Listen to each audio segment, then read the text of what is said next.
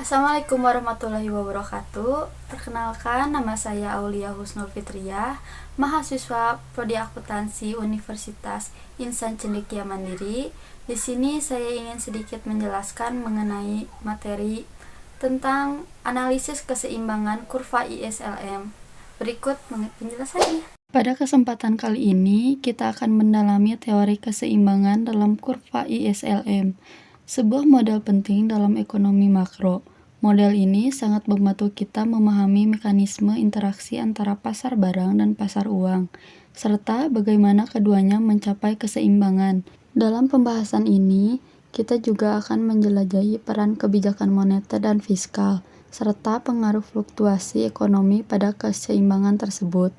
Mari kita mulai dari konsep dasar yang melandasi model ISLM. Kurva IS atau Investment Saving menunjukkan hubungan antara tingkat pendapatan nasional dan suku bunga di mana investasi sama dengan tabungan.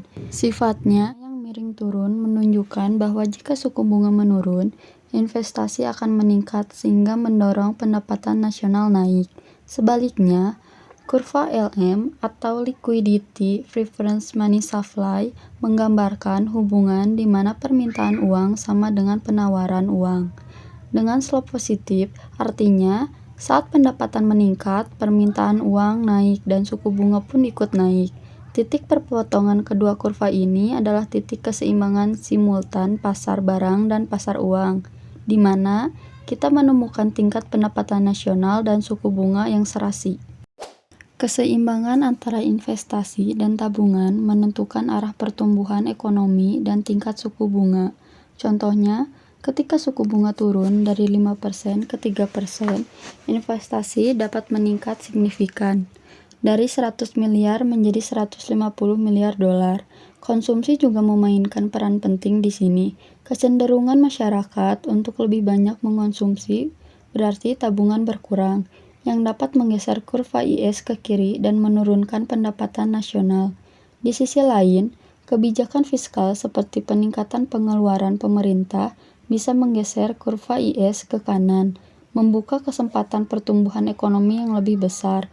Oleh karena itu, keseimbangan investasi dan tabungan mempengaruhi tidak hanya suku bunga dan pendapatan, tetapi juga kesejahteraan dan distribusi pendapatan dalam masyarakat. Kebijakan moneter yang digerakkan oleh bank sentral secara langsung mempengaruhi tingkat suku bunga dan posisi kurva LM. Misalnya, menurunkan suku bunga dari 4% ke 2% dapat mendorong kenaikan investasi dan konsumsi, sehingga mengakselerasi pertumbuhan ekonomi. Dampak pertumbuhan suku bunga ini terasa pada daya beli masyarakat dan minat berinvestasi pelaku usaha. Peran bank sentral sangat krusial dalam menjaga keseimbangan perekonomian dengan mengatur kebijakan moneter secara responsif, terutama saat perekonomian mengalami fluktuasi. Kebijakan yang terlalu ketat bisa menahan pertumbuhan, sementara kebijakan longgar bisa merangsang pertumbuhan secara cepat. Model ISLM sangat berguna dalam memahami bagaimana pendapatan nasional berfluktuasi dalam jangka pendek. Fluktuasi ini dapat disebabkan oleh berbagai faktor eksternal, seperti krisis keuangan atau perubahan harga komoditas, yang sering kali menggeser kurva IS ke kiri, sehingga menurunkan pendapatan nasional. Fluktuasi pendapatan ini juga mempengaruhi perilaku ekonomi masyarakat, terutama dalam hal pengeluaran konsumsi dan investasi. Ketidakpastian ekonomi sering membuat masyarakat lebih berhati-hati dan menunda pengeluaran. Dengan model ISLM, kita dapat mengkaji dampak fluktuasi tersebut dan merancang kebijakan yang tepat. Dalam konteks ekonomi terbuka, faktor-faktor seperti ekspor dan impor tidak bisa diabaikan. Kebijakan perdagangan sangat berpengaruh pada permintaan agregat dan dengan demikian terhadap kurva IS. Selain itu, kebijakan moneter juga dapat mempengaruhi nilai tukar mata uang suatu negara, yang berdampak pada daya saing internasionalnya. Dengan model ISLM, kita juga dapat membandingkan bagaimana kebijakan di berbagai negara dengan karakteristik ekonomi berbeda dapat menghasilkan efek yang variatif. Fluktuasi nilai tukar menjadi salah satu faktor penting yang dapat mempengaruhi stabilitas ekonomi negara melalui pergeseran kurva IS dan LM.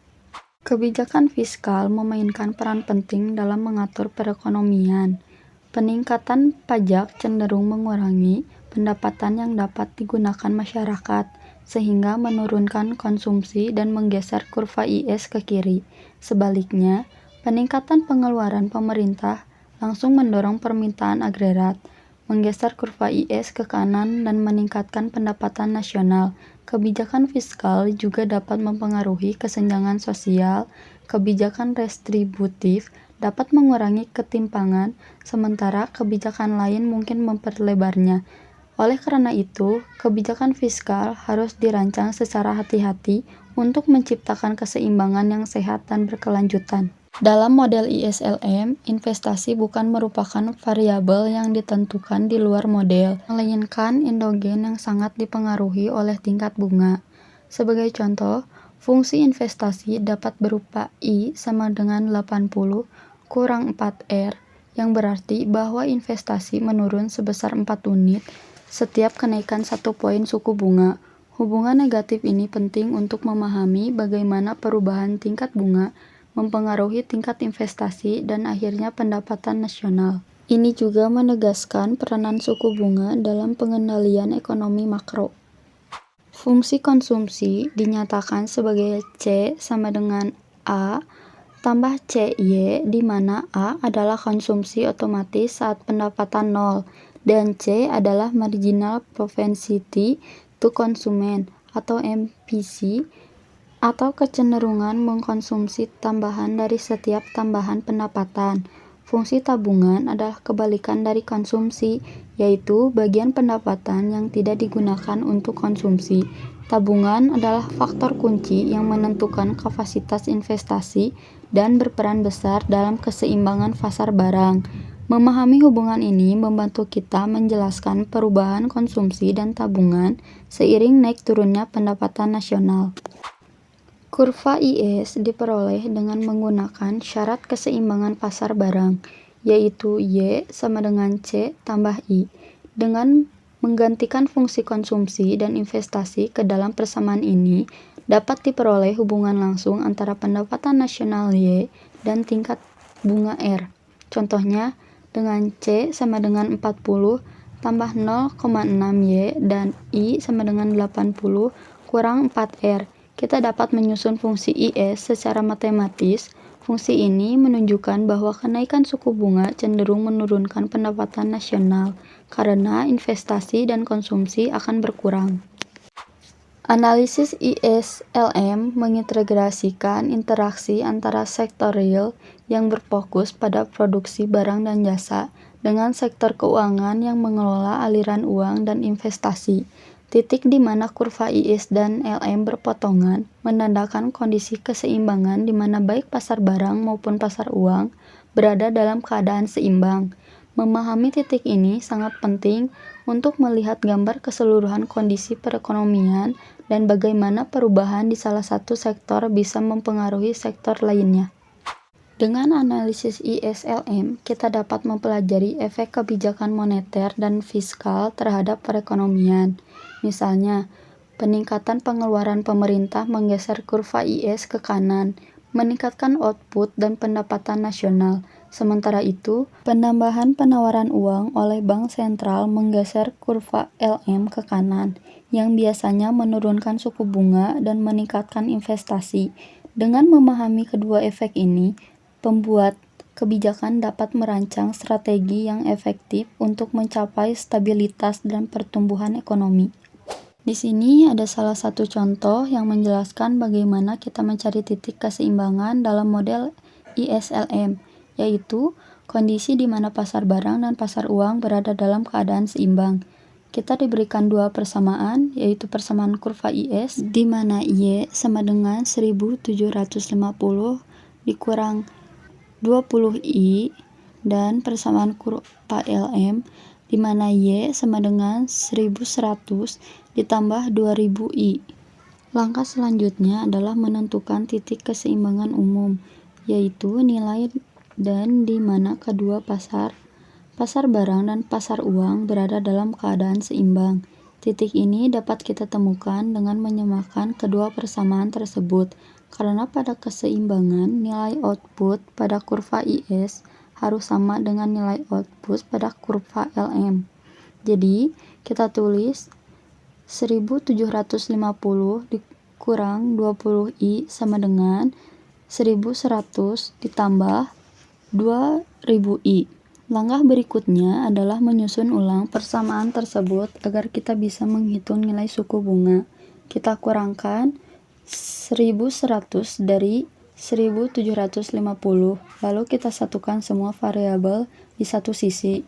Maka hasilnya adalah 650 sama dengan 2020I. Kemudian kita bagi kedua sisi dengan 2020 untuk mendapatkan nilai, di mana I sama dengan 0,3217. Setelah mendapatkan nilai suku bunga I, kita substitusikan kembali nilai tersebut ke salah satu persamaan awal untuk mencari nilai pendapatan nasional Y. Dalam contoh ini digunakan persamaan LM, di mana Y sama dengan 1100 ditambah 2000I, Y sama dengan 1100 ditambah 2000 dalam kurung 0,3217 sama dengan 1100 ditambah 643,4 sama dengan 1743,4. Jadi, titik keseimbangan dalam perekonomian ini terjadi ketika tingkat suku bunga I sebesar 0,3217 dan pendapatan nasional Y sebesar 1743,4. Nilai ini menunjukkan kondisi di mana permintaan barang dan permintaan uang berada dalam keseimbangan di pasar.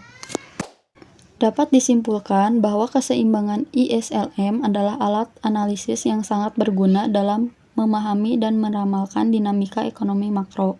Model ini menyoroti pentingnya interaksi antar pasar barang dan pasar uang dalam menentukan kondisi perekonomian secara menyeluruh. Dengan pemahaman ini, kita dapat lebih efektif dalam merancang kebijakan yang dapat mendorong pertumbuhan yang stabil dan kesejahteraan masyarakat. Sekian penjelasan materi dari saya. Mohon maaf apabila ada kesalahan kata maupun kesalahan dalam menyampaikan materi yang saya sampaikan. Terima kasih. Wassalamualaikum warahmatullahi wabarakatuh.